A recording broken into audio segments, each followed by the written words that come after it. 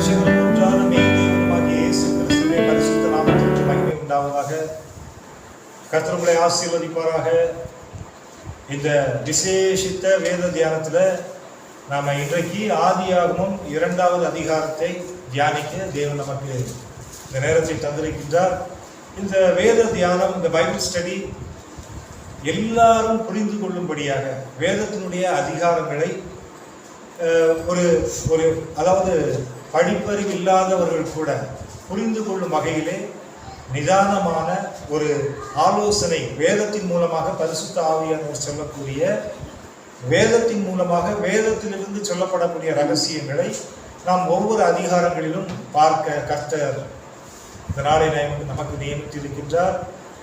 ஒவ்வொரு அதிகாரங்களையும் ரொம்ப சிம்பிளா அந்த அதிகாரங்கள் ஆண்டவர் என்ன சொல்லியிருக்கிறார், இது நமக்கு புரியும்படியாக இந்த வேதத்தை தியானிப்பதற்கு தேவன் இந்த நாட்களை தந்திருக்கிறார். கர்த்தருக்கு மகிமை உண்டாவதாக.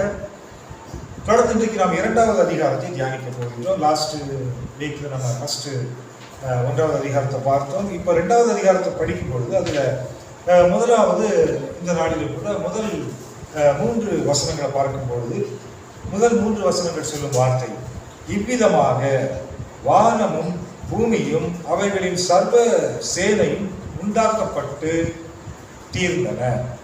தேவன் தாம் செய்த தம்முடைய கிரியையை 7ஆம் நாளிலே நிறைவேற்றி தாம் உண்டாக்கின தம்முடைய கிரியைகளை எல்லாம் முடித்த பின்பு 7ஆம் நாளிலே ஓய்ந்திருந்தார். அடுத்து 3வது வசனம், தேவன் தாம் சிருஷ்டித்து உண்டு பண்ணின தம்முடைய கிரியைகளை எல்லாம் முடித்த பின்பு அதிலே ஓய்ந்திருந்தபடியால் தேவன் 7ஆம் நாளை ஆசீர்வதித்து அதை பரிசுத்தமாக்கினார். கர்த்தருக்கு மகிமை உண்டாவதாக. இந்த 3 வசனங்களை பார்க்கும் பொழுது இங்கே ஒரு காரியம் நமக்கு சொல்லப்பட்டிருக்கிறது. என்னவென்று சொன்னால், 7ஆம் நாளிலே ஓய்ந்திருந்தார் என்று 2வது வசனத்திலே சொல்லப்பட்டிருக்கிறது. 3வது வசனத்துல அவர் 7ஆம் நாளை ஆசீர்வதித்து அதை பரிசுத்தமாக்கினார் என்று சொல்லப்பட்டிருக்கிறார். கர்த்தருக்கு பிரியமானவர்களே, இதை பார்க்கும் பொழுது ஆண்டவருடைய படைப்பிலே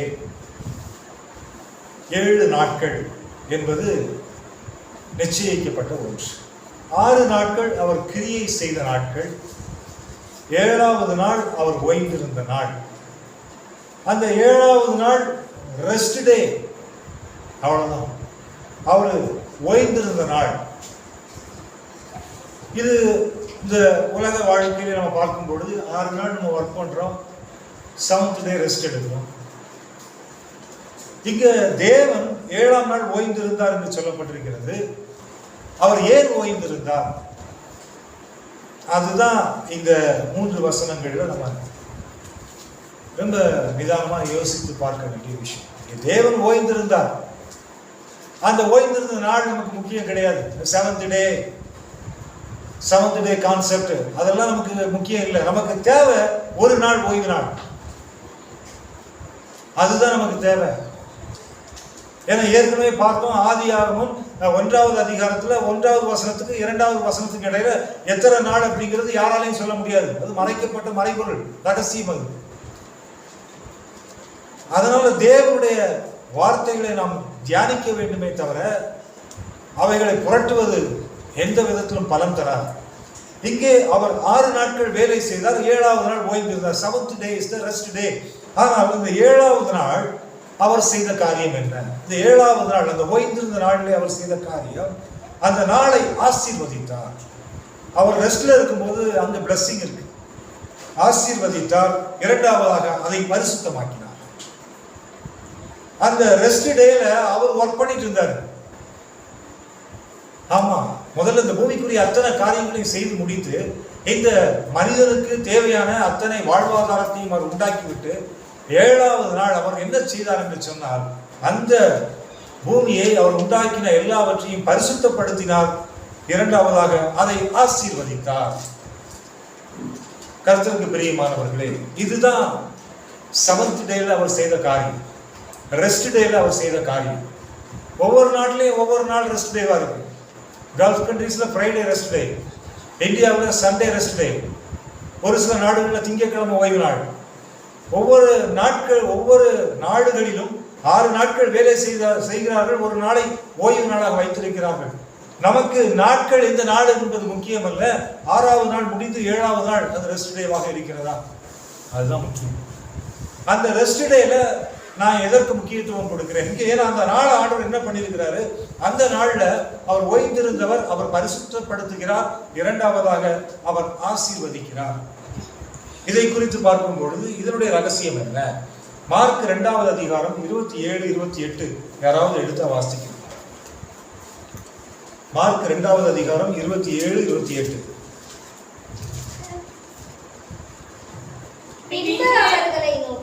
பின்பு அவர்களை நோக்கி மனுஷன் ஓய்வு நாளுக்காக உண்டாக்கப்படவில்லை, மனுஷன் ஓய்வு நாளுக்காக உண்டாக்கப்படவில்லை, ஓய்வு நாள் மனுஷனுக்காக உண்டாக்கப்பட்டது, ஓய்வு நாள் மனுஷனுக்காக உண்டாக்கப்பட்டது. ஆகையால் மனுஷகுமாரன் ஓய்வு நாளுக்கும் ஆண்டவராய் இருக்கிறார் என்றார். அது இங்கு சொல்லப்பட்டிருக்கிற வார்த்தை 28வது வசனம் மனுஷகுமாரன், 27வது வசனம் மனுஷன். ரெண்டுக்கு இருக்கிற டிஃபரன்ஸ் நீங்க பார்க்கணும். 27வது வசனத்துல மனுஷன், 28வது வசனத்துல மனுஷகுமாரன். 27வது வசனத்திலே சொல்லப்பட்டிருக்கிற வார்த்தை ஓய்வு நாள் மனுஷனுக்காக. மறுபடியும் படிங்க அந்த 27வது வசனத்தை. பின்பு அவர்களை நோக்கி மனுஷன் ஓய்வு நாளுக்காக உண்டாக்கப்படவில்லை, மனுஷன் ஓய்வு நாளுக்காக உண்டாக்கப்படவில்லை, ஓய்வு நாள் மனுஷனுக்காக உண்டாக்கப்பட்டது. நல்ல கவனிங்க, ஓய்வு நாள் யாருக்காக உண்டாக்கப்பட்டிருக்கிறது? உனக்காக உண்டாக்கப்பட்ட ஓய்வு நாள். இங்கேயும் புரட்டல் இருக்கிறது அநேக இடங்களிலே. அதனால தான் நான் சொல்றேன், Bible study is not important, Bible meditation is important. பரிசுத்த ஆவியானவர் நம்மோடு கூட பேசக்கூடிய அந்த சத்தியத்தை நாம் அறிந்து கொள்ள வேண்டும். மறுபடியும் அந்த வசனத்தை படிங்க. பின்பு அவர்களை நோக்கி மனுஷன் ஓய்வு நாளுக்காக உண்டாக்கப்படவில்லை, ஓய்வு நாள் மனுஷனுக்காக உண்டாக்கப்பட்டது, ஓய்வு நாள் மனுஷனுக்காக உண்டாக்கப்பட்டது, ஓய்வு நாள் மனுஷனுக்காக உண்டாக்கப்பட்டது. சரி, இப்போ ஓய்வு நாள் மனுஷனுக்காக உண்டாக்கப்பட்டதுனால தான் அவன் 6 நாள் வேலை செய்யணும், 7வது நாள் ஓய்ந்து இருக்கணும். 7th day he need to give the importance to God. அதனால அது நித்திய நியமம் என்று வேதம் சொல்லுகிறது. யாத்திராகமம் 31:13. நீ இஸ்ரவேல் புத்திரரை நோக்கி நீங்கள் என் ஓய்வு நாட்களை ஆசரிக்க வேண்டும், நீங்கள் என் ஓய்வு நாட்களை ஆசரிக்க வேண்டும், உங்களை பரிசுத்தப்படுத்துகிற கர்த்தர் நான் என்பதை, உங்களை பரிசுத்தப்படுத்துகிற கர்த்தர் நான். நம்ம ஏற்கனவே இந்த ஆதியாகமம் 2வது அதிகாரத்துல படிச்சோம். அவர் ஆசீர்வதிக்கிறவர், அவர் பரிசுத்தமாக்குகிறவர். அதனால உன்னை பரிசுத்தமாக்குகிற கர்த்தர் நான் என்பதை நீங்கள் அறியும்படிக்கு இது உங்கள் தலைமுறை தோறும் எனக்கும் உங்களுக்கும் அடையாளமாய் இருக்கும். ஹல்லேலூயா. இது அடையாளம் என்று பரிசுத்த தேவனுடைய வார்த்தை சொல்லுகிறது. அதனால தான் இங்க இந்த மார்க் 2வது அதிகாரம் 27வது வசனத்துல இது இந்த ஓய்வு நாள் மனுஷனுக்காக, இந்த ஓய்வு நாள் மனுஷனுக்காக உண்டாக்கப்பட்டது. கர்த்தருக்கு ஸ்தோத்திரம். ஆனால் மனுஷகுமாரன் அன்றைக்கு ஓய்ந்திருந்தாரா? அடுத்த வசனம் படிங்க. ஆகையால் மனுஷகுமாரன் ஓய்வு நாளுக்கும் ஆண்டவராய் இருக்கிறார். அவர் ஓய்வு நாளுக்கும் ஆண்டவராய் இருக்கிறார். மனுஷகுமாரன். கர்த்தருக்கு ஸ்தோத்திரம். ஃபர்ஸ்ட் வசனம் 27 அதுல கிளியரா இங்கிலீஷ்ல போட்டுருக்கு made for man. அடுத்து 28வது வசனம் மிக தெளிவா இங்கிலீஷ்ல போட்டுருக்கு the son of man of Lord. கர்த்தருக்கு மகிமை உண்டாவதாக. அதனால தான் யோவான் 5வது அதிகாரம் 16, 17, 18 படிங்க. இயேசு இவைகளை ஓய்வு நாளில் செய்தபடியால் யூதர்கள் அவரை துன்பப்படுத்தி அவரை கொலை செய்ய வகை தேடினார்கள். இயேசு அவர்களை நோக்கி என் பிதா இதுவரைக்கும் கிரியை செய்து வருகிறார், நானும் கிரியை செய்து வருகிறேன். நல்ல கவனமா கவனிங்க. அங்க ஆதியாகமத்துல நம்ம படிச்சோம், அவர் கிரியைகள் எல்லாம் முடிந்த பின்பு கிரியைகள் எல்லாம் 7ஆம் நாள் ஓய்ந்திருந்தார். இங்க ஆண்டவர் சொல்றாரு நானும் கிரியை செய்து வருகிறேன். அந்த கிரியை தான் உன்னை பரிசுத்தமாக்குவது, அந்த கிரியை தான் உன்னை ஆசீர்வதிப்பது. கர்த்தருக்கு மகிமை உண்டாவதாக. இதை நாம் புரிந்து கொள்ள வேண்டும். தொடர்ந்து படிங்க. அவர் ஓய்வு நாள் கட்டளையை மீறினதும் அல்லாமல், இங்கே ஓய்வு நாள் கட்டளையை மீறினதும் என்றால் அல்லாமல் யூதர்களுடைய மைண்ட் செட், தேவனை தம்முடைய சொந்த பிதா என்று சொல்லி, தேவனை தம்முடைய சொந்த பிதா என்று சொல்லி, தம்மை தேவனுக்கு சமமாக்கினபடியினாலே, தம்மை தேவனுக்கு சமமாக்கினபடியினால். ஆமா, அது தெரியல யூதர்களுக்கு. அவர் தேவனுக்கு சமம் மாம்சத்திலே வெளிப்பட்டவர் என்பது அவர்களுக்கு தெரியல. அதனால தான் அவர் கிரியை செய்கிறார், அவருடைய பிள்ளைகளுக்கு நன்மைகளை செய்கிறார், ஆசீர்வதிக்கிறார் என்பது அவனுக்கு தெரியல. அதனால தான் அந்த பழைய ஏற்பாட்டில் இருக்கக்கூடிய அந்த பிதா எப்படி இங்க கிரியை செய்கிறார் என்பதை நம்ம பார்க்கணும். எவ்வளவு ஆச்சரியமா. இதுதான் வேதத்தின் ரகசியங்களை நாம் அறிந்து கொள்வோம். பரிசுத்த தேவனுக்கு மகிமை உண்டாவதாக. அப்போ இந்த காரியங்களை பார்க்கும் பொழுது நமக்கு ஒரு காரியம் மிக தெளிவாக தெரிகிறது. பரிசுத்த தேவன் அவர் இந்த விசேஷித்த பரிசுத்த ஓய்வு நாளை ஆசீர்வதிக்கிறவர், பரிசுத்தமாக்குகிறவர், கிரியை செய்கிறவர். அல்லேலூயா. ஆமென். அடுத்து தொடர்ந்து நாம் ஆதியாகமம் 2வது அதிகாரத்தை நாம் வாசிக்கின்ற பொழுது அங்கே சொல்லப்பட்ட வார்த்தைகள் 4வது வசனம், தேவனாகிய கர்த்தர் பூமியையும் வானத்தையும் உண்டாக்கின நாளிலே வானமும் பூமியும் சிருஷ்டித்த வரலாறு இவைகளே. பாருங்க, இது வரைக்கும் முடிச்சுட்டு அதுக்கு பிறகு 5வது வசனத்துக்கு பார்க்கும் பொழுது, நிலத்தினுடைய சகலவித செடிகளும் பூமியின் மேல் இன்னும் உண்டாகவில்லை, நிலத்தினுடைய சகலவித பூண்டுகளும் இன்னும் முளைக்கவில்லை, ஏனெனில் தேவனாகிய கர்த்தர் பூமியின் மேல் இன்னும் மழையை பெய்ய பண்ணவில்லை, நிலத்தை பண்படுத்த மனுஷனும் இருந்ததில்லை. இப்போ இந்த வசனத்தை படிக்கும் பொழுது பூமியில இதுவரைக்கும் மழை உண்டாகவில்லை என்பது நமக்கு தெளிவாக தெரிகிறது. கர்த்தருக்கு ஸ்தோத்திரம். ஆனால் பூமியின் மேல் மூடு பனி இருந்தது. 6வது வசனத்தை பார்க்கும் பொழுது, அப்பொழுது மூடு பனி பூமியிலிருந்து எழுப்பி பூமியெல்லாம் நனைத்தது. பூமியின் மேல ஈரம் இருந்தது, ஆனா மழை இல்லை. நல்ல கவனிக்கிறது. இது பின்னாடி நம்ம மெடிடேஷன் பண்ணும்போது இந்த வசனம் உங்களை உணர்த்தும். அன்னைக்கு பிரதர் இப்படி சொன்னாரு, பூமியில ஈரம் இருந்தது ஆனா மழை இல்லை. நல்ல இது பின்னாடி தொடர்ந்து வரும்போது இதனுடைய ரகசியங்களை கர்த்தர் உங்களுக்கு வெளிப்படுத்துவாங்க. அப்பொழுது மூடு பனி பூமியிலிருந்து எழுப்பி பூமியை எல்லாம் நனைத்தது. மழை நனைக்கல, பூமியை மூடு பனி நனைத்தது.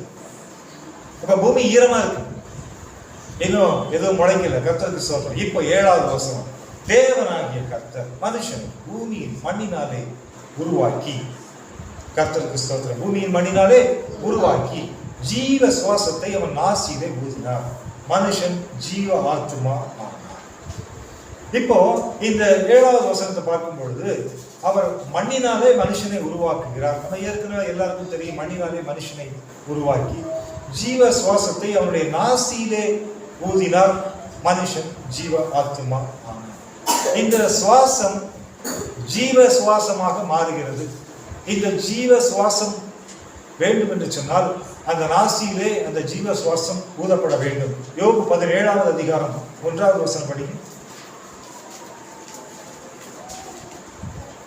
என் சுவாசம் ஒழிகிறது, என் சுவாசம் ஒழிகிறது, என் நாட்கள் முடிகிறது, என் நாட்கள் முடிகிறது, பிரேத குழி எனக்கு ஆயத்தமாய் இருக்கிறது, பிரேத குழி எனக்கு ஆயத்தமாய் இருக்கிறது. பாருங்க, யோபு சொல்லக்கூடிய வார்த்தை அந்த பலவீனத்தின் மத்தியிலே அங்க டிக்ளேர் பண்ண ஒரு வேர்டு, என் சுவாசம் ஒழிகிறது.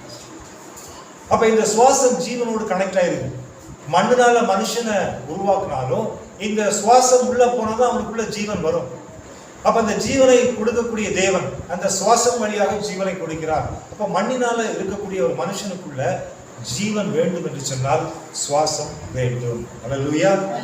ஆமா, தொடர்ந்து யோபு 33:4.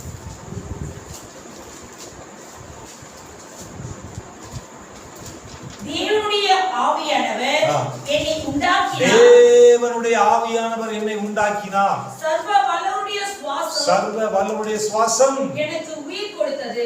நல்ல கவனிங்க, இங்க அழகா சொல்லப்பட்டது, தெளிவான விளக்கம். தேவனுடைய ஆவியானவர் என்னை உண்டாக்கினார். நமக்கு தெளிவாக தெரியும், ஆதியாகமம் 1வது அதிகாரத்தில் பார்த்தோம், தேவ ஆவியானவர் ஜலத்தின் மேல் அசைவாடி கொண்டிருந்தார். அந்த ஜலத்தின் மேல் அசைவாடி கொண்டிருந்த ஆவியானவர் இங்க யோபு சொல்றாரு, தேவ ஆவியானவர் என்னை உண்டாக்கினார். அது மட்டுமல்ல, அவருடைய சுவாசம் என்ன பண்ணிச்சா? உயிர் கொடுத்தது. இங்க இந்த மண்ணினாலே மனுஷனை உருவாக்கி அவனுக்குள் ஜீவ சுவாசத்தை வைத்து உயிர் தந்த தேவன். கர்த்தருக்கு மகிமை உண்டாவதாக. அப்போ இந்த சுவாசம் பரிசுத்த தேவன் அந்த பூமியிலே ஆண்டவர் மனுஷனுக்கு ஜீவ சுவாசத்தை கொடுத்தவர். அவர் எல்லாருக்கும் ஜீவனை கொடுத்தவர். கிறிஸ்தவர்களுக்கு மட்டுமல்ல, பூமியில இருக்கக்கூடிய எல்லா மனுஷனுடைய சுவாசமும் அவர் கைகளில் தான் இருக்கு. அதுல எந்த மாற்று கருத்தும் இல்லை. ஏன்னா ஏற்கனவே நம்ம படிச்சிருக்கிறோம். ஏசாயா 42வது அதிகாரம் 5வது வசனத்துல அவர் கிளியரா சொல்லியிருக்கிறாரு. என்ன சொல்லியிருக்கிறாரு? வானங்களை சிருஷ்டித்து அவைகளை விரித்து பூமியையும் அதிலே உற்பத்தியாகிறவைகளையும் பரப்பினவரும் அதில் இருக்கிற ஜனத்திற்கு சுவாசத்தை போதும். அப்போ பூமியில் இருக்கிற எல்லா ஜனத்திற்கும் சுவாசத்தை குடிக்கிறவர் சர்வ வல்லமையுள்ள தேவனாகிய கர்த்தர். அது நமக்கு தெளிவா இந்த வசனங்கள் மூலமாக நாம் புரிந்து கொள்ள வேண்டும். கர்த்தருக்கு மகிமை உண்டாவதாக. தொடர்ந்து பரிசுத்த தேவனுடைய பிள்ளைகளே, அதை நம்ம பார்க்கிறோம். மனுஷனை வைத்தார். இப்போ ஜீவ ஆத்மா ஆனான். இப்ப மண்ணான மனுஷனுக்குள்ள உயிர் வந்தது. அவன் ஜீவ ஆத்மாவாக மாறி போனான். உயிர் உள்ள ஆத்மாவாக மாறி போனான். கர்த்தருக்கு ஸ்தோத்திரம். இப்போ அடுத்து ஆண்டவர் செய்யறாரு. 8வது வசனத்தை பார்க்கும் பொழுது, தேவனாகிய கர்த்தர் கிழக்கே ஏதேனும் என்னும் ஒரு தோட்டத்தை உண்டாக்கி தான் உருவாக்கின மனுஷனை அதிலே வைத்தார். அதற்கு அடுத்து நல்லா பாருங்க, இது ரொம்ப இன்ட்ரெஸ்டிங்கான ஒரு சப்ஜெக்ட். அதாவது தேவனாகிய கர்த்தர் கிழக்கே ஏதேன் என்னும் ஒரு தோட்டத்தை உண்டாக்கி தாம் உருவாக்கின மனுஷனை அதிலே வைத்தார். தேவனாகிய கர்த்தர் பார்வைக்கு அழகும் புசிப்புக்கு நலமுமான சகலவித விருட்சங்களையும் தோட்டத்தின் நடுவிலே ஜீவ விருட்சத்தையும் நன்மை தீமை அறியத்தக்க விருட்சத்தையும் பூமியிலிருந்து முளைக்க பண்ணினார். இப்போ நாம கவனிக்க வேண்டிய ஒரு காரியம் என்ன அப்படின்னு பார்க்கும்போது, கர்த்தருக்கு பிரியமானவர்களே, 8வது வசனத்தை பார்க்கும் பொழுது 8வது வசனத்துல ஏதேன் தோட்டம், இது 8வது வசனத்துல ஸ்டார்ட் ஆகும். ஏதேன் தோட்டம். இந்த ஏதேன் தோட்டத்தை குறித்து பார்க்கும் பொழுது தான் உருவாக்கின மனுஷனை அங்க வைத்தார். எங்க வைத்தார்? ஏதேன் தோட்டத்துல வைத்தார். இப்போ 9வது வசனத்தை பார்க்கும் பொழுது இந்த ஏதேன் தோட்டத்துக்கு உள்ளதான் சகலவித விருட்சங்கள் இருக்குது. தோட்டத்தின் நடுவிலே ஜீவ விருட்சம் இருக்குது. நன்மை தீமை அறியத்தக்க விருட்சம் இருக்குது. இதெல்லாம் இந்த ஏதேன் தோட்டத்துக்குள்ளதான் இருக்குது. இந்த ஏதேன் எங்க இருக்கிறது? 8வது வசனத்துல கிளியரா 9வது வசனத்துல சொல்லப்பட்டிருக்கிறது. இந்த ஜீவ விருட்சம் மற்றும் அங்கே சொல்லப்பட்ட நன்மை தீமை அறியத்தக்க விருட்சம் மற்றும் சகலவித விருட்சம் எல்லாவற்றையும் பூமியிலிருந்து முளைக்க பண்ணினார். அல்லேலூயா. எங்க இருந்து முளைக்க பண்ணாரா? அப்ப ஏதேன் தோட்டம் எங்க இருக்கு? பூமியிலே தேவன் ஏதேன் தோட்டத்தை வைத்திருந்தார். அதற்கு ஆதாரம் வேத வசனம். கர்த்தருக்கு பிரியமானவர்களே, எனக்கு எந்த ரெஃபரன்ஸும் தெரியாது, வேற எதுவும் தெரியாது. பரிசுத்த ஆவியானவர் பைபிள்ல இருந்து என்ன சொல்றாரோ அதை நான் பைபிள்ல பரிசுத்த ஆவியானவற்றை கேட்டு கேட்டு கேட்டு அவர் சொல்லக்கூடிய வசனங்களை வைத்து உங்களோடு பேசிக் கொண்டிருக்கிறேன். நான் எந்த டாக்டரேட்டும் வாங்கல யாருக்கிட்ட. கர்த்தருக்கு ஸ்தோத்திரம். இங்கே சத்திய ஆவியானவர் சொல்லக்கூடிய வார்த்தை ஏதேன் தோட்டம் பூமியில் இருந்தது என்று பூமியிலிருந்து முளைக்க பண்ணின அந்த ஜீவ விருட்சத்தை குறித்து பரிசுத்த தேவன் சொல்லுகிறார். இப்போ நாம யோசிக்க வேண்டிய ஒரு காரியம். கர்த்தருக்கு மகிமை உண்டாவதாக. இந்த ஏதேன் தோட்டத்தை குறித்து பார்க்கும் பொழுது வெளிப்படுத்துகிற விசேஷம் 2வது அதிகாரம் 7வது வசனம். வெளிப்படுத்துகிற விசேஷம் 2வது அதிகாரம். ஆவியானவர் சபைகளுக்கு சொல்லுகிறதை காதுள்ளவன் கேட்க கடவன். எந்த சபை? எந்த சபை? எபேசு சபை. சொல்லுங்க. ஜெயம் கொள்ளுகிறவன் எவனோ அவனுக்கு தேவனுடைய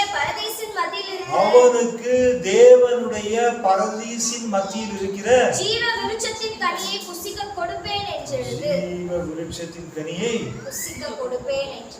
பரதீசின் மத்தியில் இருக்கிற ஜீவ விருட்சத்தின் கனி. இங்கே ஏதேன் தோட்டத்தின் நடுவில் இருக்கிற ஜீவ விருட்சத்தின் கனி.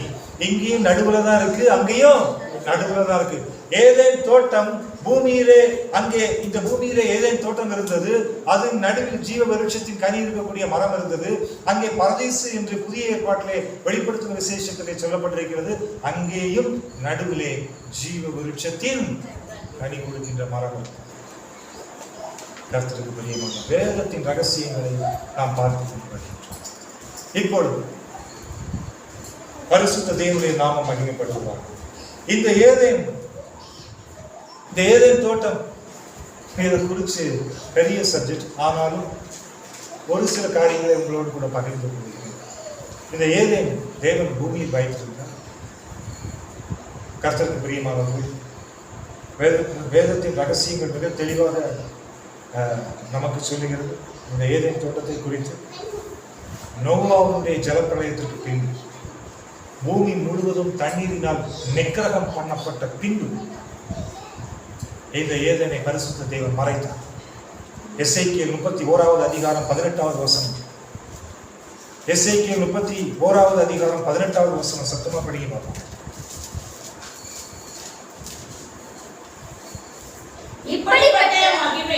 இப்படிப்பட்ட மகிமையிலும் மகத்துவத்திலும் ஏதேனின் விருட்சங்களில் நீ எதற்கு ஒப்பாவாய்? ஏதேனின் விருட்சங்களில் நீ எதற்கு ஒப்பாவாய்? ஏதேனின் விருட்சங்களோடு கூட நீயும் பூமியின் தாழ்விடங்களில் இறக்கப்பட்டு கர்த்தருக்கு. இங்கே வசனம் மிக தெளிவாக சொல்லுகிறது. ஏதேன் தோட்டம் அங்கே பூமியின் தாழ்விடங்களில் இறக்கப்பட்டது. பூமியை தேவன் நிக்கிரகம் பண்ணினார் ஜலத்தினாலே. அந்த ஜலத்தினாலே நிக்கிரகம் பண்ணும்போது இங்கே ஏதேன் தோட்டம் மறைக்கப்பட்டது. அந்த மறைக்கப்பட்ட மறைபொருளின் ரகசியம் ஆண்டவருடைய வருகையிலே அங்கே பரதீசில் வெளிப்படுத்தப்படுகிறது. ஆவியானவர் சிலுவையில் அடிக்கப்பட்ட போது கள்ளனை பார்த்து சொன்னார், இன்றைக்கு நீ என்னோடு கூட பரதீசில் இருப்பாய். அது பரலோகம் அல்ல, பரதீசு. இந்த பரதீசு எதற்கு ஒப்பானது? ஏதேன் தோட்டத்திற்கு ஒப்பானது. அங்கே ஒரு ஜனக்கூட்டம் காணப்படுகிறது. அவர்கள் நியாய தீர்ப்புக்கு என்று வைக்கப்படுகிறார்கள். தேவனுடைய வருகையிலே அந்த காரியங்கள் வெளிப்படுத்தப்படும். கர்த்தருக்கு மகிமை உண்டாவதாக. பூமியின் தாழ்விடங்களில் ஏதேன் தோட்டத்தை குறித்து சொல்லப்பட்டிருக்கிறது. தொடர்ந்து எபேசியர் 4வது அதிகாரம் 9வது வசனத்தை வாசித்தீர்கள் என்றால், பரிசுத்த தேவன் பூமியின் தாழ்விடங்களில் இறங்கினார் என்று வேதம் சொல்லுகிறது. எபேசியர் 4வது அதிகாரம் அவர் அதற்கு முன்னமே பூமியின் தாழ்விடங்களில் இறங்கினார் என்று விளங்குகிறது அல்லவா? ஆமென். அவர் பூமியின் தாழ்விடங்களில் இறங்கினவர் என்று அந்த பரிசுத்த வேதம் சொல்லுகிறது. அது மட்டுமல்ல, அவர் தாழ்விடங்களில் இறங்கினவர் மட்டுமல்ல, எபேசியர் 4:10 சொல்லுகிறது. அவர் அதே அடுத்த வசனம் 10வது வசனம், இறங்கினவர் எல்லாவற்றையும் நிரப்பத்தக்கதாக எல்லா வானங்களுக்கு மேலாக உன்னதத்திற்கு ஏறினவருமாய் இருக்கிறார். ஹல்லேலூயா. அவர் இறங்கினவர் தாழ்விடங்களுக்கு, அவர் ஏறி இருக்கிறவர், ஏறினவர் உன்னதத்திற்கு. மறைக்கப்பட்ட மறைபொருளின் ரகசியங்களை தேவ சமூகத்திலே காத்திருந்து நீங்களும் தியானித்து பெற்றுக் கொள்ளுங்கள். கர்த்தருக்கு மகிமை உண்டாவதாக. தொடர்ந்து இந்த வசனங்களை பார்க்கின்ற பொழுது ஏதேன் தோட்டத்தை குறித்து ஏதேன் தோட்டத்தின் ரகசியத்தை குறித்து நாம் பார்த்தோம். அதற்கு அடுத்து பார்க்கும் பொழுது 9வது வசனத்தில் தேவனாகிய கர்த்தர் பார்வைக்கு அழகும் ருசிப்புக்கு நலமுமான சகலவித விருட்சங்களையும் தோட்டத்தின் நடுவிலே ஜீவ விருட்சத்தையும் நன்மை தீமை அறியத்தக்க ஜீவ விருட்சத்தையும் பூமியிலிருந்து புதைக்க பண்ணினார்.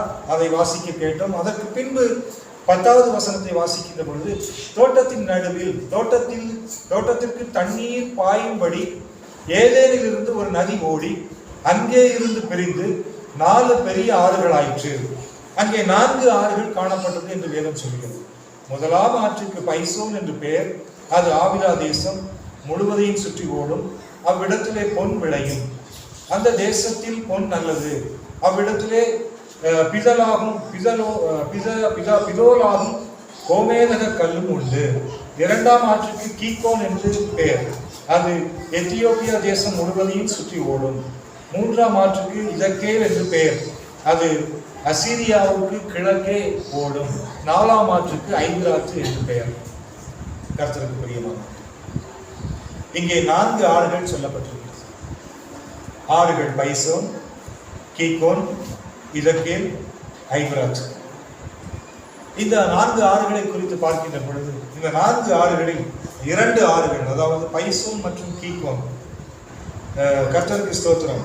இந்த 4 ஆறுகள்ல 2 ஆறுகள் ஐபிராத்து மற்றும் இதக்கேல், இந்த 2 ஆறுகளும் இன்றைக்கும் துருக்கியின் மலை பகுதிகளிலிருந்து உருவாகி ஓடிக்கொண்டிருக்கிறது. இந்த 2 ஆறுகள் எதெல்லாம் என்று சொன்னால் ஐபிராத்து மற்றும் இதக்கேல். இந்த 2 ஆறுகளும் டர்க்கி அப்படின்னு சொல்லக்கூடிய துருக்கியினுடைய மலைப்பகுதிகளிலே உருவாகக்கூடிய ஆறு. கர்த்தருக்கு ஸ்தோத்திரம். அப்போ இந்த ஆறு அந்த பகுதியிலிருந்து வருது அப்படின்னு இப்ப கண்டுபிடிச்சிருக்கிறாங்க. ஆனா அந்த ஆறு உருவாகிறதுக்கு காரணமே ஏதேனில் ஒரு நதி. அப்ப அந்த நதியில இருந்து தான் ஆறுகள் உருவாகி இருக்குது. அப்ப துருக்கியில இன்றைக்கு பூமியில அந்த 2 பிளேஸ் இருக்கு அப்படிங்கிறாங்க. அப்போ பூர்வ நாட்களில் எருசலேமுக்கு பக்கத்துல தான் ஏதேன் இருந்திருக்கு. அல்லேலூயா, கர்த்தருக்கு மகிமை. இதெல்லாம் மறைக்கப்பட்ட ரகசியங்கள். கர்த்தருக்கு பிரியமானவர்களே, வேதத்தின் ரகசியங்களை அறிந்து கொள்ளும்படிக்கு என்னை உணர்வுள்ளவராக வேறும் அநேக காரியங்களை நமக்கு கற்றுக் கொடுக்கும். பரிசுத்த தேவனுக்கு மகிமை உண்டாவதாக. இரண்டாவதாக நாம் பார்க்கும் பொழுது ஆவிலா தேசம் அப்படின்னு போடுது. ஆவிலா தேசத்துல என்ன ஆறு ஓடுது? பைசோன் ஆறு ஓடுது. என்ன ஆறு? பைசோன். இந்த ஆவிலா தேசம் தான் இன்றைக்கு இருக்கிற சவுதி அரேபியா. சவுதி நிறைய பேர் சொல்லுவாங்க கோல்டு சவுதியில நல்லா இருக்கும் அப்படின்னு சொல்லுவாங்க. ரொம்ப பியூர் கோல்டு. ஃபாரின்ல இருந்து வரவங்க நிறைய பேர் வந்து கோல்டு வாங்கிட்டு இருக்காங்க. சவுதி கல்ஃப் கண்ட்ரிஸ்ல இருக்கிறவங்க ஏன்னா அங்கே பியூரிட்டி ரொம்ப நல்லா இருக்கும் அப்படின்னு சொல்லுவாங்க. ஆனால் பைபிளில் போட்டுருக்காங்க ஆவிலா தேசத்தில் பொன் விளை. எத்தனை உண்மை! அப்போ சவுதி அதான் இன்னைக்கு இருக்கிற சவுதி தான் ஆவிலா தேசம். கர்த்தருக்கு பிரியமானவர்களே, வேதத்தில் சொல்லப்பட்ட அத்தனை ரகசியங்களும் உண்மை. தானியேல் 10வது அதிகாரம் 4வது வசனத்திலே சொல்லப்பட்ட வார்த்தை 10:4 தானியேல் முதலாம் மாதம் 24ஆம் தேதியிலே நான் இதக்கேல் என்னும் பெரிய ஆற்றங்கரையில் இருந்து தானியேல் எந்த ஆற்றங்கரையில் இருந்தானா? அந்த ஆற்றுக்கு பேர் என்னது? அப்ப ஆற்றங்கரையில தானியேல் இருந்திருக்கிறானா இல்லையா? ஆமா. கர்த்தருக்கு பிரியமானவர்களே, அந்த ஆற்றுல இப்ப தண்ணி இல்லை. இப்ப என்ன இல்லை? தண்ணீர். அந்த ஆறு வத்தி அந்த ஆறு நம்ம ஊர்ல பிளாட் போட்டுக்கிற மாதிரி அந்த ஆத்த காணும். இன்னைக்கு ஆத்த நம்ம ஊர்ல சொல்லுவாங்க இல்லையா, இந்த பக்கம் ஒரு ஆறு ஓடிட்டு இருக்குது காணும் அப்படின்னு சொல்லுவாங்க. குளத்தை காணும், ஏரியை காணும் சொல்லுவாங்க. அது போல இந்த இதக்கேல் ஆறே இன்னைக்கு காணும். காணாம போனாலும் சேட்டலைட்ல கண்டுபிடிச்சிருக்கிறாங்க. இந்த ஆறு தற்போது இல்லை, வற்றி போனது. ஆனால் செயற்கைக்கோள் மூலமாக கண்டறியப்பட்டிருக்கிறது. இந்த ஆறுடைய வழித்தடங்கள், இது போகக்கூடிய ரூட் மேப்ஸ் எல்லாமே சேட்டலைட் மூலமா கண்டுபிடிச்சிருக்கிறாங்க. இந்த இசக்கேல் ஆறு வேதத்தில் சொல்லப்பட்ட அத்தனை எழுத்துக்களும் உண்மை. இதை நாம் விசுவாசிக்க வேண்டும். கர்த்தருக்கு பிரியமானவர்களே, இந்த 4 ஆறுகளை குறித்து நாம் இன்றைக்கு இந்த நேரத்தில் கூட வாசிக்க கேட்டோம். தொடர்ந்து பார்க்கும் பொழுது இந்த 4 ஆறுகளை குறித்து மீண்டும் சங்கீத புத்தகத்திலே தாவீது சொல்லுகிறார். 46வது அதிகாரம் 4:5. சங்கீதம் 46:4-5 படிங்க சொல்லுங்க. ஒரு நதி உண்டு அதின் நீர்க்கால்கள் தேவனுடைய நகரத்தையும் உன்னதமானவர் வாசம் பண்ணும் பரிசுத்த ஸ்தலத்தையும் சந்தோஷிப்பிக்கும். ஆமா, ஒரு நதி உண்டு என்று இங்கே பரிசுத்த ஆவியானவர் சங்கீத புத்தகத்தில் வெளிப்படுத்துகிறார். பரிசுத்த ஸ்தலத்தை குறித்து வெளிப்படுத்துகிறார். நம்ம எல்லாருக்கும் நல்லா தெரியும். அந்த நதியை குறித்து வெளிப்படுத்துகிற விசேஷம் நகரத்தின் மத்தியிலே காணப்படக்கூடிய அந்த நதிகளை குறித்து, அது அவருடைய ஜனங்களின் தாகம் தீர்க்கும் நதி. அங்கே இருக்கக்கூடிய 12 விதமான கனிகளை கொடுக்கும் மரங்கள் எல்லாவற்றையும் வெளிப்படுத்துகிற விசேஷத்திலே நாம் ஏற்கனவே படித்திருக்கின்றோம் 21வது அதிகாரத்தில். கர்த்தருக்கு மகிமை உண்டாவதாக. அப்போ பழைய ஏற்பாட்டில் சொல்லப்பட்ட வார்த்தைகள் அத்தனையும் புதிய ஏற்பாட்டிலே இனி நிறைவேறும் காலமாக இருக்கிறது. அல்லேலூயா, கர்த்தருக்கு மகிமை உண்டாவதாக. தொடர்ந்து நாம் பார்க்கின்ற பொழுது அடுத்த ஒரு இன்ட்ரெஸ்டிங் சப்ஜெக்டுக்குள்ள நம்ம போறோம். என்னன்னு பார்க்கும்போது இந்த 2வது அதிகாரத்துல தேவனாகிய கர்த்தர் மனுஷனை ஏதேன் தோட்டத்திலே அழைத்து கொண்டு வந்து அதை பண்படுத்தவும் காக்கவும் வைத்தார். அடுத்து 16வது வசனம், தேவனாகிய கர்த்தர் மனுஷனை நோக்கி, நீ தோட்டத்தில் உள்ள சகல விருட்சத்தின் கனியை புசிக்கலாம், ஆனாலும் நன்மை தீமை அறியத்தக்க விருட்சத்தின் கனியை புசிக்க வேண்டாம், அதை நீ புசிக்கும் நாளில் சாகவே சாவாய் என்று கட்டளையிட்டார். இப்போ தேவன் கொடுத்த கட்டளை, அவர் கொடுத்த கட்டளை, நீ சாகவே சாவாய். அப்ப அடுத்து 18வது வசனம், பின்பு தேவனாகிய கர்த்தர் மனுஷன் தனிமையாக இருப்பது நல்லதல்ல, ஏற்ற துணையை அவனுக்கு உண்டாக்குவேன் என்றார். 19வது வசனம், தேவனாகிய கர்த்தர் வெளியின் சகல வித. இது 18 வரைக்கும் பார்க்கும் பொழுது இந்த 2 வசனங்கள்ல ஒரு கட்டளையை, ஒரு பிரமாணத்தை கொடுக்கிறாரு. ஆதாமுக்கு, நீ அந்த கனியை புசிக்க கூடாது. இப்போ வந்து வார்த்தையை அவனுக்கு வெளிப்படுத்தி ஆண்டவர் சொல்றார், நீ அந்த கனியை புசிக்க கூடாது அப்படின்னு சொல்லிட்டு ஆண்டவர் சொல்றார். இதுதான் ஆண்டவர் முதல்ல ஆதாம்கிட்ட பேசக்கூடிய வார்த்தை. கரெக்ட் தானே? சரியா தவறா? முதலாக ஆண்டவர் இங்கே ஆதாமோடு கூட பேசுகிறார். என்ன பேசுகிறார்? தேவனாகிய கர்த்தர் மனுஷனை நோக்கி, முதலாக மனுஷனை நோக்கி அவர் பேசின வார்த்தை. இதுக்கு முன்னாடி ஏன் பேசியிருக்காரா? இல்லை. அப்போ ஃபர்ஸ்ட் ப்ரிஃபரன்ஸ் ஆண்டவர் முதல்ல மனுஷன்கிட்ட பேசும்போது எதை குறித்து பேசியிருக்கிறாரு? கீழ்ப்படிதல் குறித்து பேசியிருக்காரு. எதை குறித்து? பாருங்க, நம்ம தாட் அப்படிதான் இருக்குது. நீ சாப்பிடக்கூடாது, நீ பிரியாணி சாப்பிடக்கூடாது, அது முக்கியம் இல்லை. நீ சாப்பிட்டா செத்துருவ, அவ்வளவுதான். அங்க ஒரு கட்டளையை கொடுக்கிறார் ஆண்டவர். மனுஷனை முதல்ல ஃபர்ஸ்ட் டைம் பார்க்கும்போது அவனுக்கு பிரமாணம் தான். அவருடைய வார்த்தை அவரு மனுஷனை பிழைக்கிறதுக்காக சொன்னாரோ சாகிறதுக்காக சொன்னாரோ? அவன் பிழைக்கணுங்கிறது ஆசைனால அவர் சொன்னார். அவன் உருவாக்கி இருக்கிறாரு. உருவாக்குன உடனே ஃபர்ஸ்ட் அவங்ககிட்ட சொல்லக்கூடிய வார்த்தை செத்து போயிடாது. என்ன ஆயிடாத? தயவு செய்து செத்துடாது. நம்ம என்ன நினைக்கிறோம்? என்னடா இது அவசரமா பேசுறாங்க. ஆண்டவரே முதல்ல எடுத்தவொடனே என்ன சொன்னாரு? எல்லா பெனிஃபிட்ஸ், எல்லா பிளஸிங்கும் கொடுத்துட்டு ஃபர்ஸ்ட் எடுத்த உடனே ஸ்ட்ரிக்டா பேசினாதான் அது கொஞ்சம் கிளவனாதான். ஸ்ட்ரிக்டா பேசுறாரு, செத்து போயிடுவார், அவ்வளவுதான். எடுத்த உடனே முதல் வார்த்தை தான். ஏன்? நீ அதை சாப்பிட்டா செத்துருவேன். அவன் சாகணும்னு அவருக்கு ஆசையா இல்லை, அவன் பிழைக்கணும்னு ஆசை. மனுஷன் அப்பத்தினால் மாத்திரமல்ல, தேவனுடைய வாயிலிருந்து புறப்படும் ஒவ்வொரு வார்த்தையினாலும் அவன் பிழைக்கணுங்கிறதுக்காக அவன்கிட்ட நீ செத்துருவ அப்படின்னாரு. பாருங்க, ஆண்டவர் ஃபர்ஸ்ட் வேர்டு ஆதாம்கிட்ட பேசின வார்த்தை, தயவு செய்து சாப்பிடாது. நீ தோட்டத்தில் உள்ள சகல விருட்சத்தின் கனியை புசிக்கலாம், ஆனாலும் அந்த ஒரு பழத்தை மட்டும் சாப்பிட்றதப்பா. இது ஆண்டவர் கட்டளையா சொன்னார். என்ன சொன்னாரு? கட்டளை. அப்ப தேவனுடைய கட்டளைகளுக்கு கீழ்ப்படியலைன்னா எது நிச்சயம்? அழகா சொன்னார் ரமேஷ், சாவு நிச்சயம் அப்படின்னாரு. கர்த்தருக்கு ஸ்தோத்திரம். அப்ப இரண்டாவது அதிகாரத்துல இந்த கட்டளையை ஆண்டவர் கிளியரா சொல்லிட்டார். அப்ப இது நமக்கு இந்த இரண்டாவது அதிகாரத்துல இது நமக்கு ஒரு முக்கியமான பாடமாக காணப்படுகிறது. அடுத்து பார்க்கும்போது 18வது வசனம், பின்பு தேவனாகிய கர்த்தர் மனுஷன் தனிமையா இருப்பது நல்லதல்ல, ஏற்ற துணையை அவனுக்கு உண்டாக்குவேன் என்றார். இது எல்லா கல்யாணத்திலும் நம்ம சொல்லக்கூடிய வார்த்தை தானே. ஏற்ற துணையை உண்டாக்குவேன், தனிமையா இருப்பது நல்லதல்ல. ஆமா, கல்யாணம் ஆகும்போது ஏற்ற துணையை உண்டாக்குவேன், சந்தோஷமா 10 வருஷம் கழிச்சு ஆண்டவரே ஸ்தோத்திரம் அப்பா, சொன்னீங்களே ஏற்ற துணையை உண்டாக்குவேன், நன்றி அப்பா அப்படின்னு தேங்க்ஸ் சொல்றேன் ஆண்டவருக்கு. கர்த்தருக்கு ஸ்தோத்திரம். பரிசுத்த தேவனுக்கு மகிமை உண்டாவதாக. இங்கே அடுத்து சொல்லப்பட்டிருக்கிறது தேவனாகிய கர்த்தர். அப்போ ஆண்டவர் முதல்ல என்ன பண்ணாரு? கட்டளையை கொடுக்கிறார் ஆதாம். கட்டளையை கொடுத்ததுக்கு பிறகுதான் மேரேஜ் ப்ரப்போஸ் பண்றாரு. என்ன ப்ரப்போஸ் பண்றாரு? முதல்ல வார்த்தையில ஸ்திரப்படும், அதுக்கு பிறகு கல்யாணம் பண்ணு, அதுக்கு பிறகு அவ்வளவுதான். இல்லைன்னா பாடு கஷ்டம். முதல்ல வார்த்தையில ஸ்திரப்படு, கட்டளைகளில் நீ ஸ்திரப்படு. பாருங்க, அவனுக்கு முதல்ல நீ பிழைக்கணும்னா வார்த்தையில நிலைத்திருன்னு சொல்லிட்டு அதுக்கு பிறகு அவனுக்கு வாழ்க்கை துணை குறித்து அவனுக்கு காரியங்களை செய்கிறார். இப்ப 19வது வசனத்துல தேவனாகிய கர்த்தர் வெளியின் சகலவித மிருகங்களையும் ஆகாயத்தின் சகலவித பறவைகளையும் மண்ணினாலே உருவாக்கி ஆதாம் அவைகளுக்கு என்ன பெயரிடுவான் என்று பார்க்கும்படி அவைகளை அவரிடத்தில் கொண்டு வந்தார். அந்தந்த ஜீவ ஜந்துக்கு ஆதாம் எந்தெந்த பெயரிட்டானோ அதுவே அதற்கு பெயராயிட்டு. இப்போ எல்லா அனிமல்ஸ்க்கும் பேர் வச்சது யாரு? எருமை மாடு பேர் வச்சது யாரு? காக்கா பேர் வச்சது யாரு? இன்னைக்கு நீ கண்ணு முன்னாடி பார்க்கிற காக்கா பேர் வச்சது ஆதாம். தேவனால் உண்டாக்கப்பட்ட அந்த மனுஷன், அவன் தான் பேர் வச்சான். கா கா கான்னு கூப்பிடுறோம் இல்லையா, அந்த காக்காக்கு யார் பேர் வச்சது? ஆதாம். பாருங்க, காக்கா ரொம்ப முக்கியமான ஒரு ஜந்து.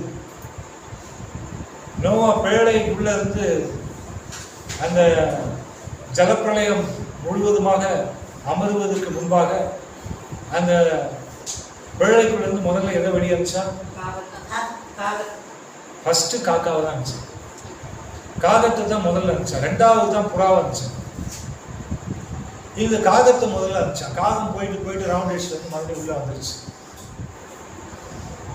ஆனா புறாவை அனுப்பிச்சான், புறா எஸ்கேப் ஆயிடுச்சு. அதனாலதான் இன்னைக்கு கூட புறா பிடிக்க கஷ்டமா இருக்கு. காக்கா ஈஸியா, காக்கா மறுபடியும் ரிட்டர்ன் வந்துருச்சு. கர்த்தருக்கு மகிமை உண்டாகும். பைபிள்ல நோவாவின் பேழையிலிருந்து முதலாவது அனுப்பப்பட்ட, வெளியில இந்த பூமியில தண்ணி காஞ்சிருச்சா தண்ணி இருக்கான்னு பார்க்கறதுக்கு முதல்ல அனுப்பப்பட்ட பறவை காகம். இப்போ காகம் ரியலி பிளஸ் இல்லை, அது பார்க்க கருப்பா இருந்தாலும் அது ஒரு ஆசீர்வாதமா. இந்த பக்கம் எல்லாம் முடிச்சு பார்க்குறாங்க என்ன, அது ஒரு பிளஸட் பேர்ட் தான் இல்லை காகம். கர்த்தருக்கு ஸ்தோத்திரம். ஏன்னா அந்த நோவா எப்படிடா பேடையை நிற்க வைக்கிறது பார்க்கறது காக்காவும் முதல்ல செல்பிச்சு கேட்டு கிளம்பி போயிடுச்சு, வெளியே போயிட்டு ரிட்டர்ன் வந்துருச்சு. வெளியே இழைப்பாற இடம் இல்லாமல். கர்த்தருக்கு ஸ்தோத்திரம். அப்போ எல்லா பறவைகளுக்கும் ரொம்ப அழகா அவன் பெயர் வைத்திருக்கிறான். கர்த்தருக்கு ஸ்தோத்திரம். பெயர் சூட்டும் விழா நடத்தியவர் ஆதாம். அடுத்து பார்க்கும் பொழுது அப்படியே ஆதாம் சகலவித காட்டு மிருகங்களுக்கும் ஆகாயத்து பறவைகளுக்கும் சகலவித காட்டு மிருகமா சகலவித காட்டு மிருகங்களுக்கும் பெயரிட்டான். ஆதாமுக்கும் ஏற்ற துணை இன்னும் காணப்படவில்லை. அப்பொழுது தேவனாகிய கர்த்தர் 21வது வசனம், ஆதாமுக்கு அயர்ந்த நித்திரையை வர வைத்தார். அயர்ந்த நித்திரையை வர பண்ணினார். அவன் நித்திரை அடைந்தான். இது ரொம்ப யோசிக்க வேண்டிய ஒரு சப்ஜெக்ட். அவன் நித்திரை அடைந்தான். அவன் விலா எலும்புகளில் ஒன்றை எடுத்து அந்த இடத்தை சதையினால் அடைத்தார். இங்க 2-3 முக்கியமான சப்ஜெக்ட் போட்டு, முக்கியமான சப்ஜெக்ட் என்ன அப்படின்னு பார்க்கும்போது, முதல்ல என்னன்னு சொல்லியாச்சுன்னா ஆதாமுக்கு கர்த்தர் அயர்ந்த நித்திரையை கொடுத்துருக்கார். என்ன நித்திரை? அயர்ந்த நித்திரைன்னா அன்கான்சியஸ் ஸ்டேஜ். உடம்புல உசுர் இருக்கு, ஆனா என்னை யார் என்ன பண்ணாலும் எனக்கு தெரியாது. அதுக்கு பேர் தான் அயர்ந்த நித்திரை, அனஸ்தேசியா ட்ரீட்மெண்ட். இந்த அயர்ந்த நித்திரையை கொடுக்கிறார். இந்த அயர்ந்த நித்திரையை கொடுத்த பின்பு அடுத்து ஒரு வார்த்தை போட்டிருக்குது, அவன் நித்திரை அடைந்தான். என்ன பண்ணாரா? இதற்கு பல ரகசியங்கள் உண்டு. ஆனாலும் நம்ம புரிந்து கொள்ள வேண்டியது, அவன் நித்திரை அடைந்தான்.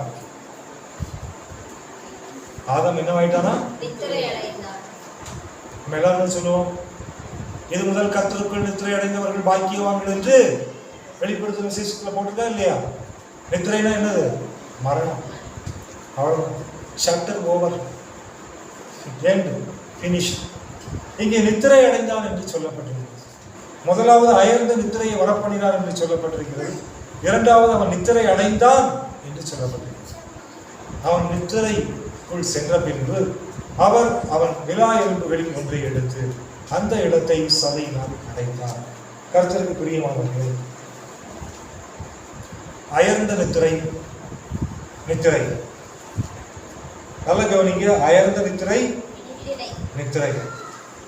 ஒரு மனுஷனுடைய நித்திரை அடையும் போது பாருங்க, இந்த பூமியில நல்ல தூக்கத்தில் இருக்கும் போது அவனுடைய சரீரத்தில் என்ன பண்ணாலும் அவனுக்கு உணர்ச்சி இல்லை. அப்போ ஆனா அவனுக்குள்ள ஆவி இருக்கா இல்லையா? உயிர் இருக்கா இல்லையா? உயிர் இருக்கு, ஆவி இருக்கு இல்லையா? ஆனா உணர்வு என்ன இல்லை, உணர்வு. ரொம்ப அயர்ந்த நித்திரை, டீப் நித்திரைக்குள்ள போயாச்சுன்னா அது அனஸ்தேஷியா. அந்த அனஸ்தேஷியா ட்ரீட்மெண்ட் பண்ணும்போது அந்த சரீரத்துல என்ன ஊசி ஆழமா இறங்கினாலும் அவங்களுக்கு உணர்வு. எத்தனை பேர் பல்லு பிடிக்கிறீங்கன்னு தெரியல. அந்த பல்லு பிடுங்கும்போது கொஞ்சம் ஒன்றும் பிரச்சனை, கொஞ்சம் வெயிட் பண்ணுங்க, ஒரு ஊசி போட்டு அப்புறம் டாக்டர் இந்த பல்லில் இறங்கி விளையாடுவார். நமக்கு எதுவுமே தெரியாது. கொஞ்ச நேரம் கழிச்சு பார்த்தா அப்புறம் வாயில் இருக்கிற பல்லு இல்லாமல் இருக்கும். என்ன பண்ணாருன்னே தெரியாது. ஆனால் பயங்கரமாக குழி போட்டு மொத்தத்தையும் எடுத்துட்டு இருப்பாரு. ஒரு வலி இருக்காது, ஆனால் அதுக்கு பிறகு வலி ஸ்டார்ட் ஆகும் அன்னைக்கு நைட். அதுக்கு பெயின் அந்த பெயினை குறைக்கக்கூடிய டேப்லெட்ஸும் கொடுத்துருவாங்க. அப்போ சரீரத்தில் என்ன செஞ்சாலும் உணர்வு இல்லாமல் ஆயிடுச்சு. என்ன ஆயிடுது? உணர்வு இல்லாமல் ஆறதுக்கு காரணம் என்ன?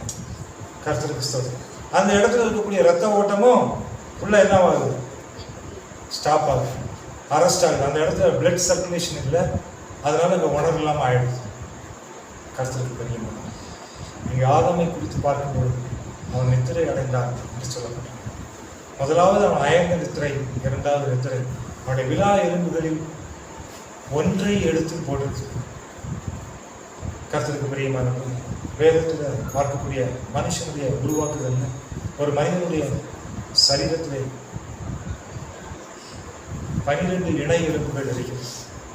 இந்த 12 இணை எலும்புகள் 12 + 12, வலதுபுறம் 12, இடதுபுறம் 12. அதுல 7 இணை எலும்புகள் இருதயத்தோடு கனெக்ட் ஆகிருக்கு. It's connected with heart pumping. இருதயத்தோடு அந்த எலும்புகள் கனெக்ட் ஆகிருக்கு. 7 எலும்புகள். மீதி இருக்கக்கூடிய அத்தனை இணை எலும்புகளும் அவைகள் மற்ற வேலைகளை செய்யக்கூடிய எலும்புகள், மற்ற பாகங்கள். முக்கியமான 7 என்பது என்னது? பரிமாணம். இந்த பக்கம் 7, அந்த பக்கம் 7, 7 + 7.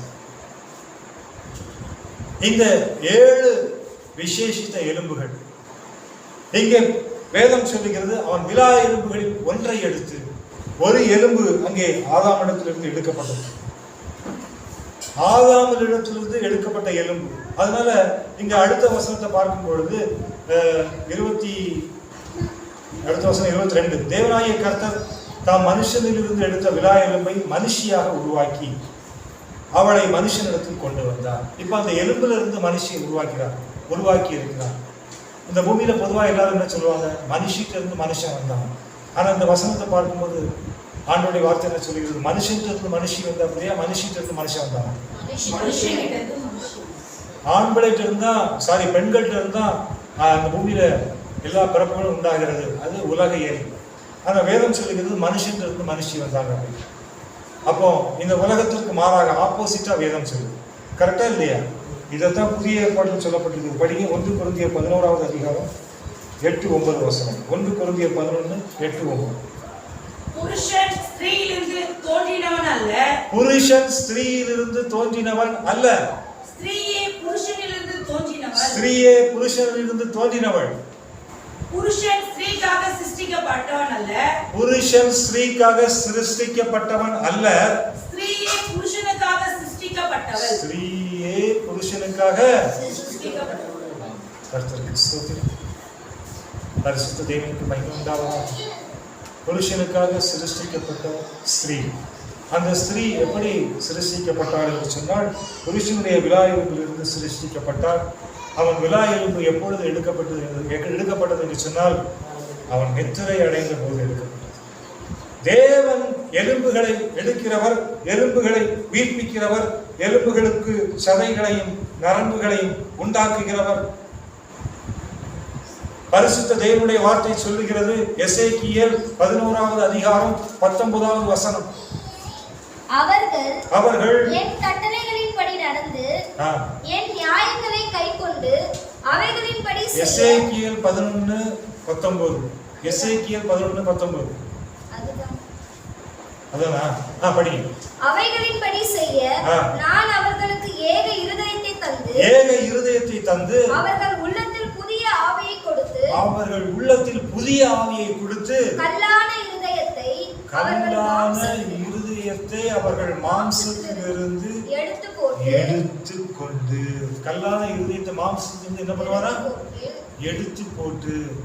அப்போ ஒரு மாம்சத்தில் இருக்கக்கூடிய இருதயத்தையே எடுத்து போடக்கூடிய அதிகாரத்தை உடையவர் இயேசு. இன்னைக்கு ஓப்பன் ஹார்ட் சர்ஜரி பண்ணும்போது, இருதய மாற்று அறுவை சிகிச்சை செய்யும் பொழுது டீப் அனஸ்தேஷியா கொடுத்து அந்த இருதயத்தை புடுங்கி போட்டுட்டு இன்னொரு இருதயத்தை உள்ள நுழைக்கிறாங்களா இல்லையா? இந்த ஆபரேஷனை ஏற்கனவே பரிசுத்த தேவன் செய்கிறவர். அல்லேலூயா. அவர் இஸ் தி ஆபரேஷன் லீடர். எல்லா ஆபரேஷனையும் மேஜர் ஆபரேஷன் பண்ணக்கூடியவர் நம்முடைய ஆண்டவர். அதனால தான் அவருக்கு பேர் பரிகாரி. அவர் பரிகாரம் செய்யக்கூடிய மருத்துவர் அவர்.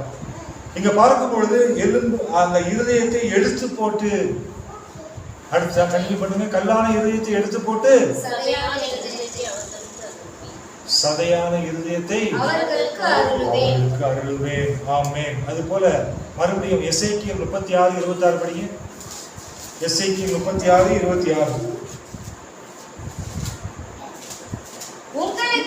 உங்களுக்கு நவமான இருதயத்தை கொடுத்து உங்கள் உள்ளத்திலே புதிதான ஆவியை கட்டளையிட்டு. இயேசுவே ஸ்தோத்திரம். என்ன ஆவியை கட்டளையிடுவாராம்? புதிதான ஆவியை. எங்க கட்டளையிடுவாராம்? அல்ல, இந்த வசனத்தை அப்படியே அந்த 3 வார்த்தையை மட்டும் ஞாபகம் வச்சுங்க. உங்கள் உள்ளத்திலே புதிதான ஆவியை கட்டளையிட்டு, உள்ளத்திலே புதிதான ஆவியை கட்டளையிட்டு, உள்ளத்திலே புதிதான ஆவியை கட்டளையிட்டு. அடுத்து அப்படி படிங்க. புதிதான ஆவியை கட்டளையிட்டு ஆ. கல்லான இருதயத்தை உங்கள் மாம்சத்திலிருந்து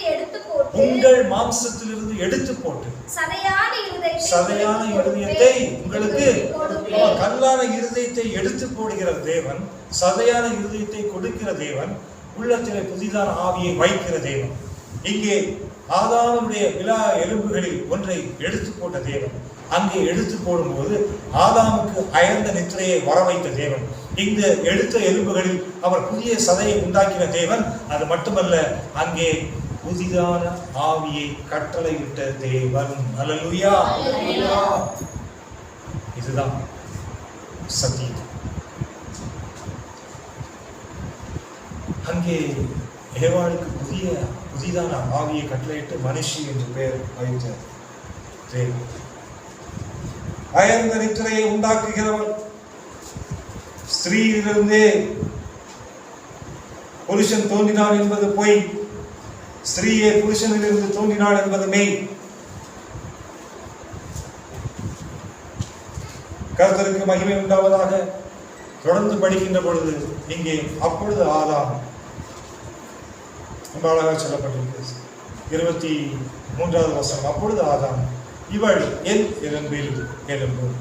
ஆபரேஷன் முடிஞ்சு அனஸ்தேஷியா போய் மறுபடியும் அந்த உணர்வுள்ள அந்த பலன் அவனுக்குள் வாழ்ந்து, அந்த பலன் அவனுக்கு கொடுக்கப்பட்டு அவன் மறுபடியும் கர்த்தருக்கு மகிமை உண்டாவதாக.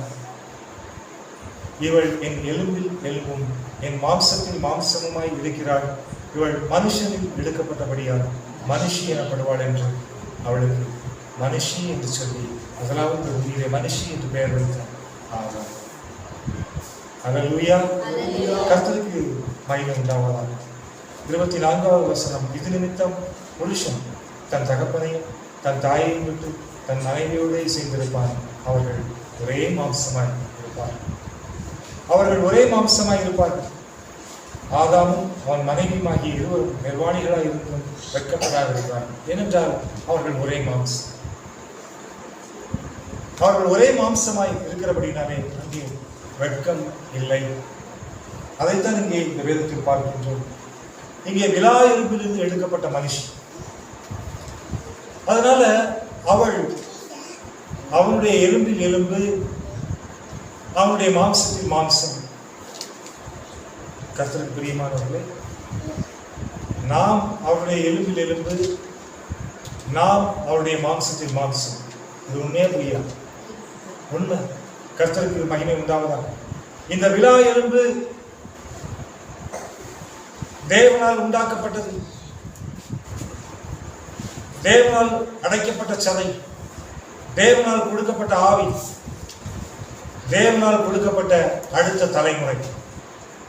இப்ப ஆதாமிலிருந்து உண்டாக்கப்பட்டவள் ஏவாள். ஆதாம் தேவனாலே உண்டானவன். ஆதாமுக்கு பின்பு உண்டான தலைமுறை எலும்பினாலே உண்டான தலைமுறை. அது ஆதாமின் எலும்பிலிருந்து உண்டான தலைமுறை. அப்ப இந்த பூமியிலே இந்த தலைமுறைகளுக்கு உண்டான பாவம் மன்னிக்கப்பட வேண்டும் என்று சொன்னால் எலும்புகள் இந்த பூமியிலே ஒப்புக் கொடுக்கப்பட வேண்டும். அதனால்தான் பரிசுத்த தேவனுடைய பிள்ளைகள் யோவான் 19வது அதிகாரம் 33-34 வசனங்கள் சொல்லுகிறது. அதை படிப்போம், நிறைவு செய்வோம். யோவான் 19:33-34 வசனம். அவர்கள் இயேசுவினிடத்தில் வந்து அவர் மரித்திருக்கிறதை கண்டு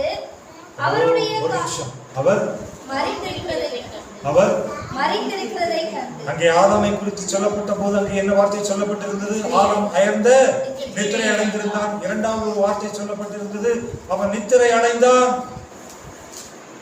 எங்கே இயேசு மரித்திருக்கிறதை கண்டு அவருடைய கால் எலும்புகள் முறிக்கவில்லை. ஆகிலும் ஓர் சேவகரில் ஒருவன் ஈட்டியினாலே அவருடைய விலாவிலே குத்தினான். அங்கே இயேசு கிறிஸ்துவினுடைய விழாவிலே குத்தப்பட்டது, விழா எலும்புகளிலே குத்தப்பட்டது. அந்த எலும்புகள் இந்த பூமியிலே நொறுக்கப்பட்டது. ஆதாமின் எலும்பு, விழா எலும்பு இந்த பூமியிலே அடுத்த தலைமுறைக்கு அடுத்த சந்ததிக்கு பரிசுத்த தேவன் இந்த பூமியிலே அதை வைத்திருந்தார். அதே போல இந்த பூமியிலே உண்டான மனுஷனுடைய பாவங்கள் மன்னிக்கப்படுவதற்காக அவன் எலும்புகள் மறுபடியும் உயிர் பெற்று எழுப்பப்படுவதற்காக, அந்த எலும்புகள் தேவனாலே மறுரூபமாக்கப்படுவதற்காக பரிசுத்த தேவன் மரித்து போன பரிசுத்த தேவனுடைய எலும்புகள், விழா எலும்புகள் ஈட்டியினால் குத்தப்பட்டது. குத்தப்பட்ட போது அங்கே இரத்தமும் தண்ணீரும் சாட்சி கொடுத்தது. எது சாட்சி கொடுத்தது? இயேசு மகா சத்தமாய் கூப்பிட்டு ஆவியை விட்டார் என்று நமக்கு தெரியும். தேவனுக்கு பிரியமானவர்களே, அந்த சப்ஜெக்ட் இப்ப டைம் இல்ல, அப்புறம் நீங்க மெடிடேட் பண்ணிக்கோங்க. பூலோகத்திலே சாட்சி இடுகிறவைகள் 3: ஆவி, ஜலம், ரத்தம். இங்கே இயேசு கிறிஸ்து சிலுவையிலே தன்னுடைய ஆவியை ஒப்புக் கொடுத்தார். இரண்டாவது அவருடைய ரத்தத்தை ஒப்புக் கொடுத்தார். ஜலத்தை இந்த பூமியிலே எலும்புகள் உயிர்ப்பிக்க ஒப்புக் கொடுத்தார். கர்த்தர் மெய்யாகவே சாட்சியாக இந்த பூமியிலே தன்னை ஒப்புக் கொடுத்தார். இன்றைக்கு அவருக்கு ஒப்புக் கொடுக்கிற ஒவ்வொருடைய எலும்புகளும் தேவனுடைய ராஜ்யத்திற்கு தகுதி உள்ளவைகளாக, பரலோக ராஜ்யத்திற்கு பாத்திரவங்களாக மாறும். அதற்கு சாட்சிதான் இந்த விழா எலும்பு. அல்லேலூயா. பரிசுத்த தேவனுக்கு மகிமை உண்டாவதாக. அதனால்தான் ஆண்டவர் உன்னையும் என்னையும் பார்த்து சொல்லுகிறார், நீ என் எலும்பில் எலும்பு, என் மாம்சத்தில் மாம்சம். இங்கே ஆதாமும் அவன் மனைவியுமாகிய இருவரும் அவர்கள் ஒருவரோடு ஒருவர் எலும்பில் எலும்பும் மாம்சத்தில் மாம்சமுமாய் இருந்தார்கள். அதனால்தான் இங்கே ஆதாம் அறிக்கை செய்தான், இவள் என் எலும்பில் எலும்பும் என் மாம்சத்தில் மாம்சமுமாய் இருக்கிறாள். அல்லேலூயா. அப்படி கர்த்தருடைய நாமத்தினாலே இந்த ஆதியாகமம் 2வது அதிகாரத்திலே பரிசுத்த ஆவியானவர் வெளிப்படுத்தின வார்த்தைகளை இன்றைக்கு நான் உங்களோடு கூட பேசினேன். தொடர்ந்து இந்த வார்த்தைகளை நீங்க மெடிடேட் பண்ணுங்க. தனிப்பட்ட தியானத்துல நிறைய காரியங்களை கற்றுக் கொடுப்பார். இந்த வேத தியானத்துல இந்த 2வது அதிகாரத்தை இன்றைக்கு நாம் தியானிக்க உதவி செய்தார். கர்த்தர் மெய்யாகவே நம்மோடு கூட இருக்கிறவர். இந்த வார்த்தையின் சத்தத்தை கேட்ட உங்கள் ஒவ்வொருவரையும் தேவன் தாமே ஆசீர்வதிப்பாராக.